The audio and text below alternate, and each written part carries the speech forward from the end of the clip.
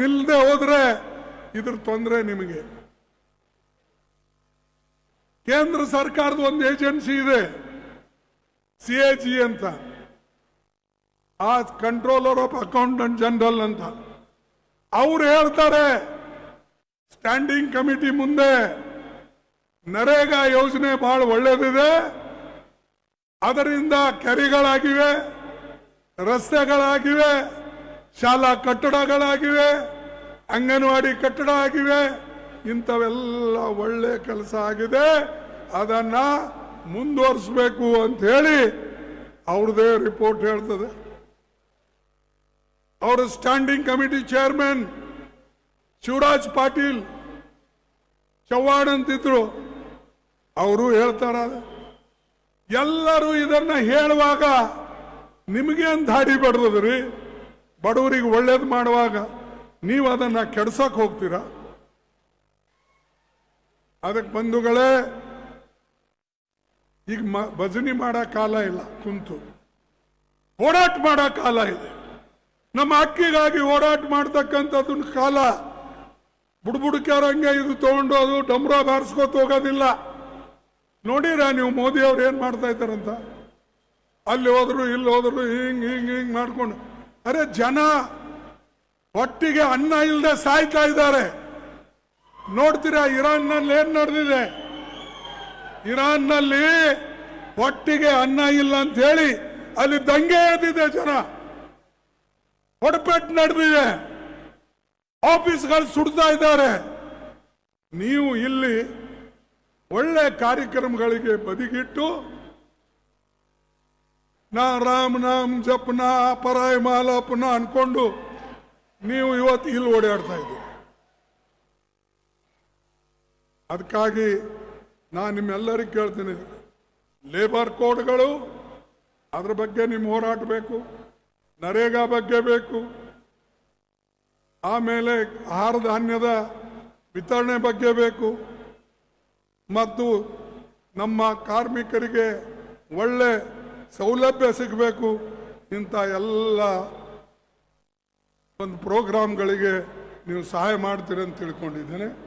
ನಾ ಒಂದು ಮಾತು ನಿಮಗೆ ಹೇಳಿ ನನ್ನ ಭಾಷಣವನ್ನು ಮುಗಿಸ್ತೇನೆ.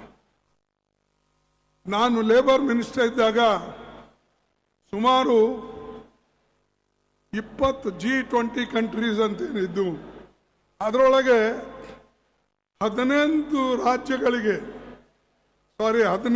ದೇಶಗಳಿಗೆ ನಾನು ಭೇಟಿ ಕೊಟ್ಟೆ. ಅದು UK ಇರ್ಬೋದು, ಅಮೇರಿಕಾ ಇರ್ಬೋದು, ಜಪಾನ್ ಇರ್ಬೋದು, ಬ್ರಾಜಿಲ್ ಇರ್ಬೋದು, ಇವೆಲ್ಲ ದೇಶಕ್ಕೆ, ಚೈನಾ ಇರ್ಬೋದು, ಇವೆಲ್ಲ ದೇಶಕ್ಕೆ ನಾನು ಭೇಟಿ ಕೊಟ್ಟಿದ್ದೆ. ಎಲ್ಲ ದೇಶದವರು ಒಂದೇ ಮಾತು ಹೇಳ್ತಾ ಇದ್ರು, ಭಾರತ ದೇಶದಲ್ಲಿ ಡಾಕ್ಟರ್ ಮನಮೋಹನ್ ಸಿಂಗ್ ಅವರು ತಂದಂತ ಏನು ಕಾರ್ಯಕ್ರಮಗಳಿವೆ ಲೇಬರ್ ಬಗ್ಗೆ, ಅದು ಮೆಚ್ಚತಕ್ಕಂಥದ್ದು ಅಂತ ಹೇಳಿ 18 ದೇಶಗಳಿಗೆ ನಾ ಎಲ್ಲಿ ಭೇಟಿ ಕೊಟ್ಟಿದ್ದೀನಿ. ಆ ಎಲ್ಲ ದೇಶಗಳು ಒಕ್ಕಟ್ಟಾಗಿ ಹೇಳ್ತಾ ಇದ್ರು. ಇಸ್ತಾನ್ಬುಲ್ಗೆ ಹೋಗಿದ್ದೆ, ಈಜಿಪ್ಟ್ಗೆ ಒಂದಲ್ಲ, ನಾನು ಹೇಳ್ತಾ ಇದ್ದೀನಲ್ಲ, 20 ಪೈಕಿ 18 ನಾನು ಹೋಗಿದ್ದೆಲ್ಲ. ನಮ್ಮ ನರೇಗಾಕ್ಕೆ ಮೆಚ್ತಾ ಇದ್ರು, ಫುಡ್ ಸೆಕ್ಯೂರಿಟಿ ಆಕ್ಟ್ಗೆ ಮೆಚ್ತಾ ಇದ್ರು, ಕಂಪಲ್ಸರಿ ಎಜುಕೇಶನ್ಗೆ ಮೆಚ್ತಾ ಇದ್ರು, RT ಆಕ್ಟ್ಗೆ ಮೆಚ್ತಾ ಇದ್ರು, ಹೆಲ್ತ್ ಮಿಷನ್ಗೆ ಮೆಚ್ತಾ ಇದ್ರು. ಇಂಥ ಒಳ್ಳೆ ಕೆಲಸ ಮಾಡಿದ್ದು ಕಾಂಗ್ರೆಸ್ ಪಾರ್ಟಿ ಮಾತ್ರ. ಆರ್ಟಿಕಲ್ 371 ಈ ಭಾಗದಾಗ ಬಂದಿದೆ ಇಲ್ಲ, ಅದನ್ನು ನಿಮ್ಮ ಬಾಯಿಗೆ ಹೇಳಕ್ಕಾಗಲ್ಲ. ಅದರ ಲಾಭ ತಗೊಂಡು ನಿಮಗೆ ಬಾಯಿ ಇಲ್ಲೇನ್ರಿ? ನಿಮ್ಮ ಮಕ್ಕಳು ಯಾರು ತಹಸೀಲ್ದಾರ್ ಆಗಿಲ್ಲ, ನಿಮ್ಮ ಮಕ್ಕಳು ಯಾರು ಡಾಕ್ಟರ್ ಅಡ್ಮಿಷನ್ ಆಗಿಲ್ಲ, ನಿಮ್ಮ ಮಕ್ಕಳು ಯಾರು ಇಂಜಿನಿಯರಿಂಗ್ ಹೋಗಿಲ್ಲ, ಯಾರು ಟೀಚರ್ ಆಗಿಲ್ಲ. ಮತ್ ಏನ್ರಿ ಮೂಕರಂಗ್ ಕೂಡ್ತಿರಲ್ಲ? ಇಷ್ಟೊಂದು ಲಾಭ ತಗೊಂಡು ಯಾರು ಮಾಡಿದ್ದು? ಕಾಂಗ್ರೆಸ್ ಮಾಡಿತ್ತು. ಇದಕ್ಕೆ ಸಂಪೂರ್ಣವಾದಂತ ಬೆಂಬಲ, ಇದಕ್ಕೆ ಸಂಪೂರ್ಣವಾದಂತ ಬೆಂಬಲ ನಮ್ಮ ಸಿದ್ದರಾಮಯ್ಯ ನೋಡ್ಕೊಟ್ರು, ಇಡೀ ನಮ್ಮ ಕಾಂಗ್ರೆಸ್ ಕ್ಯಾಬಿನೆಟ್ ಕೊಡ್ತು. ಅದಕ್ಕಾಗಿ ಇವತ್ತು ಇಂಥ ಕಾನೂನು ಇಡೀ ದೇಶದಲ್ಲಿಲ್ಲ.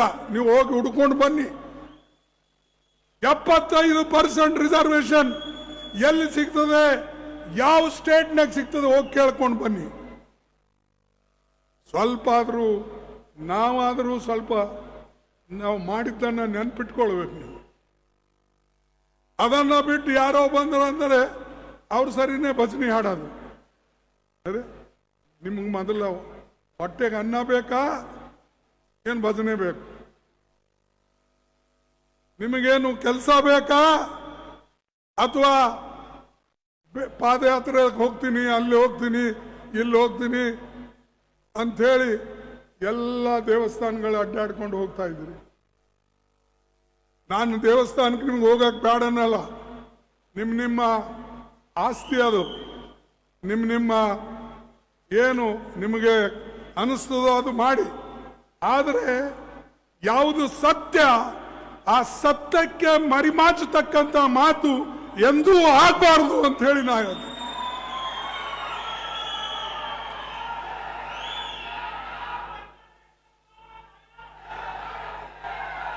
ಅದಕ್ಕೆ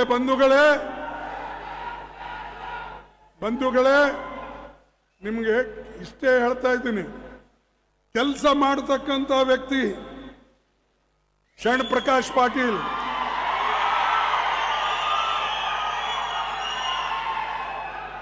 ಮತ್ತು ಕರ್ನಾಟಕ ಗುಲ್ಬರ್ಗಾ ಜಿಲ್ಲೆಯಲ್ಲಿ ಹೈದರಾಬಾದ್ ಕರ್ನಾಟಕ ಅಥವಾ ನಮ್ಮ ಕಲ್ಯಾಣ ಕರ್ನಾಟಕಕ್ಕೆ ಇವತ್ತು ಸಹಾಯ ನಿಮ್ಮೆಲ್ಲರ ಪುಣ್ಯಲಿಂದ ಸಿಗ್ತಾ ಇದೆ. 5 ಪಾರ್ಲಿಮೆಂಟ್ ಸೀಟ್ ನೀವು ಕೊಟ್ರಿ, ಅದಕ್ಕೆ ನಿಮ್ಮೆಲ್ಲರಿಗೆ ಧನ್ಯವಾದಗಳನ್ನ ಹೇಳ್ತೀನಿ. ಎಲ್ಲಿ ಬರಲಿಲ್ಲ, ಆದ್ರೆ ಇಲ್ಲಿ ಬಂತು. ಯಾಕೆ ಬಂತು?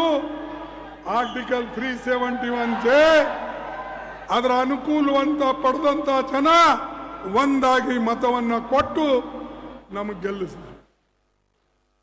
ಅದೇ ರೀತಿಯಾಗಿ ಪ್ರತಿ ವರ್ಷ 5,000 ಕೋಟಿ ಕೊಡ್ತಕ್ಕಂಥ ಕೆಲಸ ನಮ್ಮ ಸಿದ್ದರಾಮಯ್ಯನವರು ಕೂಡ ಮಾಡಿದ್ರು. ಇದು ನೆನಪಿನಲ್ಲಿ ಇಟ್ಕೊಂಡು ಕೆಲಸ ಮಾಡಬೇಕು. ಅದಕ್ಕೆ ಬಂಧುಗಳೇ, ನಾನು ಹೆಚ್ಚು ಮಾತನಾಡದೆ ಇಷ್ಟು ಮಾತ್ರ ಹೇಳ್ತೇನೆ. ನೀವು ಒಂದಾಗಿದ್ದರೆ, ಒಕ್ಕಟ್ಟಾಗಿದ್ದರೆ, ಈ ಭಾಗದ ಅಭಿವೃದ್ಧಿ ಆಗಬೇಕು ಅಂತಕ್ಕಂಥ ಛಲ ಹಠ ನಿಮಗಿದ್ರೆ ಏನು ಬೇಕಾಗಿದೆ ನಾವು ಸಾಧಿಸಬಹುದು. हम जो मांगेंगे वो जरूर मिलेगा. अगर हम चुप बैठे कुछ मिलने वाला नहीं है. जब हम रोएंगे बटो, हम जब रोते हैं तो माँ दूध पिलाती है. वैसा ही जब हम जो मांग करते हैं उसके लिए लड़ना भी सीखो. अगर लड़े तो ही आपको कुछ मिलने वाला है. और खास करके जो सेंट्रल गवर्नमेंट में आज हमारा हर कार्यक्रम का खात्मा कर दिया जा रहा है, उसके लिए आपको लड़ना है, एक होकर लड़ना है.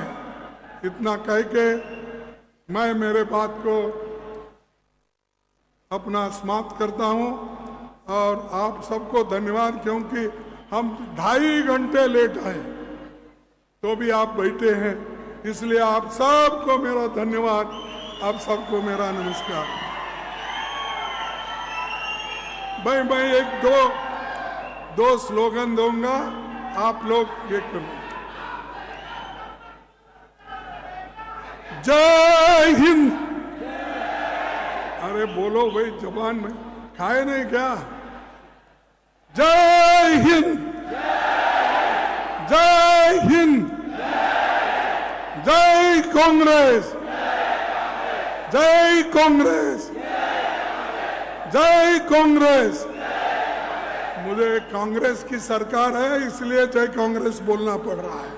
सरकार का कार्यक्रम मालूम है मुझे, लेकिन ये कांग्रेस की सरकार है ये काम की.